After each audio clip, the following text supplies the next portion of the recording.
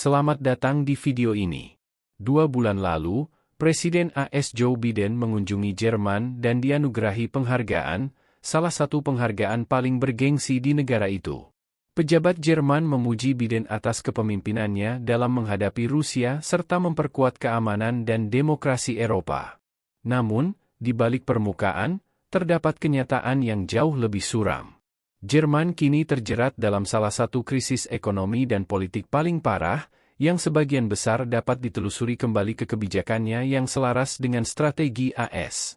Keputusan Jerman untuk berkomitmen penuh terhadap perang yang didukung AS di Ukraina telah memperburuk sejumlah masalah sistemik, termasuk ketidakamanan energi, basis industri yang goyah, dan hubungan yang tegang dengan Tiongkok.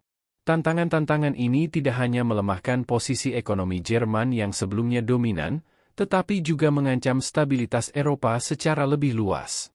Penggunaan rudal AS oleh Ukraina untuk menyerang wilayah Rusia telah meningkatkan konflik dan memperbesar risiko keamanan di seluruh benua. Jerman, yang selama ini dianggap sebagai pusat kekuatan industri Eropa, kini menghadapi ancaman keruntuhan model ekonominya yang pernah terkenal dengan teknik kelas dunia dan basis industri yang kuat. Fondasi ekonomi Jerman selama ini sangat bergantung pada energi murah dan dapat diandalkan, terutama gas alam dari Rusia. Sebelum konflik Ukraina, lebih dari 55% gas alam Jerman berasal dari Rusia. Namun, pemutusan jalur energi penting ini telah menimbulkan konsekuensi ekonomi yang sangat buruk. Peringatan dari para pemimpin industri, seperti CEO BASF Martin Brudermüller, telah membuktikan bahwa prediksi suram tentang pengangguran massal dan kemerosotan ekonomi mulai menjadi kenyataan. Deindustrialisasi bukan lagi sekadar ancaman jauh, melainkan kenyataan nyata. Pabrik-pabrik kosong, tingkat kemiskinan yang meningkat, dan penyalahgunaan narkoba merupakan indikator suram dari keputusasaan sosial yang meluas. Pada tahun 2023, Jerman mencatat 2.227 kematian akibat narkoba, peningkatan drastis sebesar 12% dari tahun sebelumnya, yang menyoroti dampak sosial dari kemerosotan ekonominya. Meski ada bukti nyata kerusakan tersebut, politisi Jerman tetap teguh dalam komitmennya terhadap sanksi dan peningkatan pengeluaran militer. Upaya untuk menegosiasikan perdamaian dengan Rusia berulang kali dikesampingkan, bahkan ketika Presiden Vladimir Putin memberikan sinyal kesediaan untuk melanjutkan pasokan gas dan memperbaiki jaringan pipa Nord Stream dalam beberapa minggu. Sebaliknya, Jerman memilih untuk memprioritaskan kepentingan strategis AS, sebuah keputusan yang telah menimbulkan kerugian besar bagi rakyatnya sendiri. Sementara itu, Amerika Serikat telah meraup keuntungan ekonomi yang signifikan dari penderitaan Jerman. Dengan penghancuran jaringan pipa Nord Stream, Jerman dipaksa membeli gas alam cair, LNG, yang mahal dari AS dengan harga jauh lebih tinggi dibandingkan yang dibayarkan ke Rusia. Pada tahun 2023 saja, Uni Eropa menghabiskan 65 miliar dolar untuk LNG Amerika, menandai peningkatan 70% dibandingkan tahun-tahun sebelumnya. Ketergantungan ini telah mengikis keunggulan kompetitif Jerman, mendorong industri untuk pindah ke AS, di mana biaya energi lebih rendah dan lingkungan peraturan lebih menguntungkan. Pengosongan basis industri Jerman menggemakan deindustrialisasi yang dialami AS pada tahun 1970-an. Kini, 2/3 dari produsen Jerman telah memindahkan operasinya ke luar negeri, menciptakan kekosongan ekonomi yang sulit diisi. Tren ini diperburuk oleh kebijakan yang keliru, seperti penghentian subsidi kendaraan listrik, yang menandakan kemunduran sektor industri penting bagi daya saing di masa depan. Alih-alih mendorong inovasi dan memodernisasi sektor industrinya, Jerman telah mengalihkan sumber dayanya untuk militerisasi dan mendukung upaya perang di Ukraina yang semakin memperkuat ketergantungannya pada Washington. Kondisi ini semakin menjerumuskan Jerman ke dalam krisis ekonomi dan sosial yang berkelanjutan.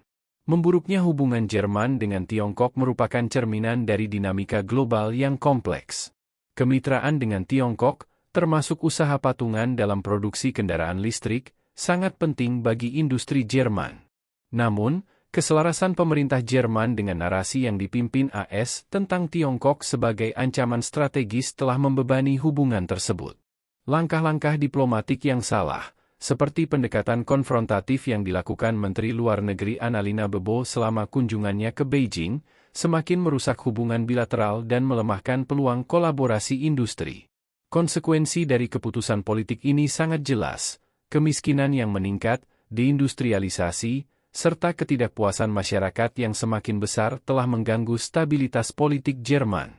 Sebelum melanjutkan lebih jauh, beritahu kami apakah Anda menyukai videonya. Jika ya, silakan klik suka dan bagikan, dan mari kita lanjutkan. Pemerintah Kanselir Olaf Scholz kini menghadapi kritik yang semakin keras karena dianggap gagal memprioritaskan kepentingan nasional di atas komitmen ideologis terhadap tujuan AS. Seruan untuk pemilihan umum baru dan perubahan kebijakan yang dramatis semakin menguat, mencerminkan kekecewaan rakyat terhadap arah politik saat ini. Kesulitan yang dihadapi Jerman menyoroti kritik yang lebih luas terhadap hegemoni Barat dan dampak buruknya terhadap sekutu-sekutu yang mensubordinasikan kepentingan nasional mereka demi tujuan strategis AS. Strategi Amerika Serikat, yang memaksa Eropa ke dalam hubungan ketergantungan dengan Washington, telah memastikan bahwa negara-negara seperti Jerman menanggung beban gangguan ekonomi sementara AS meraup manfaat yang tidak proporsional. Pola ini mencerminkan tatanan global yang didominasi oleh kepentingan AS, di mana sekutu sering dikorbankan demi tujuan ekonomi dan militer AS. Penghancuran jaringan pipa Nord Stream menjadi simbol nyata dari hubungan eksploitatif ini. Sementara Jerman menderita akibat melonjaknya biaya energi dan kemunduran industrinya, AS muncul sebagai pemasok utama LNG ke Eropa dan memperkuat cengkeramannya di pasar energi benua ini. Dinamika ini mencerminkan strategi pemaksaan ekonomi yang lebih luas, di mana sekutu Washington dipaksa untuk menanggung beban konflik dan kebijakan yang didorong oleh kepentingan AS. Hal ini telah menyebabkan erosi mendalam terhadap kedaulatan dan kemandirian ekonomi negara-negara seperti Jerman. Kepatuhan Jerman terhadap kebijakan AS juga memperdalam perpecahan di dalam Eropa, memperlihatkan kerapuhan kohesi politik dan ekonomi Uni Eropa. Peran Jerman sebagai kekuatan stabilisasi dalam Uni Eropa mulai berkurang, sehingga menimbulkan pertanyaan tentang kapasitas blok tersebut dalam menghadapi tantangan masa depan. Prioritas militerisasi dan sanksi atas pemulihan ekonomi dan kerja sama menggarisbawahi kepemimpinan yang picik dan tidak visioner dalam respons Jerman terhadap krisis. Pemanfaatan konflik Ukraina oleh AS untuk memajukan kepentingan ekonomi dan strategisnya dengan mengorbankan sekutu-sekutunya menunjukkan ketidakpedulian yang mengkhawatirkan terhadap stabilitas jangka panjang Eropa. Dengan mendominasi pasar energi dan memaksakan agenda geopolitiknya, AS telah merusak fondasi kemakmuran dan persatuan Eropa. Dinamika ini menjadi peringatan bagi negara-negara lain tentang bahaya tatanan dunia unipolar, di mana kepentingan satu negara adikuasa menentukan lintasan politik dan ekonomi global. Kemunduran Jerman menjadi kisah peringatan bagi negara-negara lain yang bergulat dengan konsekuensi dari terlalu dekat bersekutu dengan AS. Kebijakan erosi basis industri Jerman yang disertai dengan meningkatnya kesenjangan sosial dan ekonomi menyoroti kerentanan yang muncul ketika prioritas nasional disubordinasikan terhadap tekanan eksternal. Pengalaman Jerman menunjukkan bahwa pengejaran otonomi dan diplomasi yang seimbang sangat penting untuk menjaga ketahanan ekonomi dan stabilitas politik. Tantangan yang dihadapi Jerman bukanlah sesuatu yang mustahil untuk diatasi. Perubahan kebijakan ke arah keterlibatan pragmatis dengan mitra global seperti Tiongkok dan Rusia dapat memulihkan stabilitas ekonomi dan merevitalisasi basis industrinya. Pendekatan multipolar terhadap hubungan internasional, daripada tunduk pada kepentingan satu kekuatan tunggal, menawarkan jalan menuju kedaulatan yang lebih besar dan pembangunan berkelanjutan. Namun, hal ini memerlukan perubahan mendasar dalam kepemimpinan politik dan orientasi strategis Jerman, sebuah prospek yang masih belum pasti mengingat ideologi yang saat ini masih mengakar kuat. Jerman kini berada di persimpangan jalan. Negara ini memiliki dua pilihan: mengambil kembali kedaulatan ekonominya dengan mengejar perdamaian dengan Rusia, memulihkan pasokan energi yang terjangkau, dan membangun kembali basis industrinya. Melanjutkan jalur saat ini dengan memperdalam ketergantungan pada kebijakan AS, yang berisiko membawa penurunan ekonomi jangka panjang. Taruhannya tidak hanya tinggi bagi Jerman, tetapi juga bagi stabilitas masa depan Eropa secara keseluruhan. Langkah maju Jerman akan memiliki implikasi mendalam, tidak hanya bagi warganya sendiri, tetapi juga bagi lanskap geopolitik global.